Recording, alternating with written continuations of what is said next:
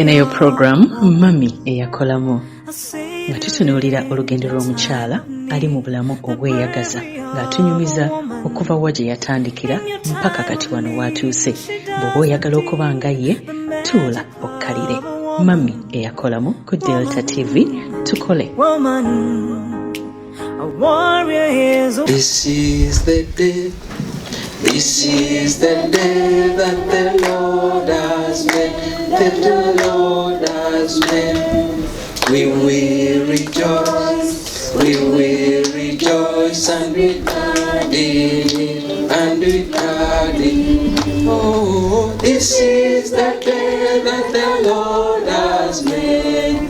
We will rejoice and be glad in it. This is the day. This is the day that the Lord has made. Singa obudde bubadde bungi nga ne soda tantunuulidde bw'atyo kubanga ate bwe ndwawo ennyo bayinza okugamba soda awola. Twalibadde twongerako this is the mom, these are the children, these are the grandchildren, these are the friends. Naye mu budde bwo obw'eddembe mu mutima gwo onoobyongerako. Bannange ffe tuba tutegeka eno nga ne muzeeyi ali waggulu ddala ategeka. Bwe ntuuse wano nengaba amasomo gano musomesa nangamba tusomye ga kisiibo. Naye mu masomo g'ekisiibo oyinza okulowooza nti abagategeka baali bamanyi nti tuli wano ku surprise birthday. Omukazi yenna atayagaliza mwana oyo ekyamutondesa mba sikitegeera. Pawulo yagamba ebitonde ebimu mugenda ne mutava mugaso gwa mutondesa. Katuulidde omukazi mu vanjiri ng'ayagaliza abaana be.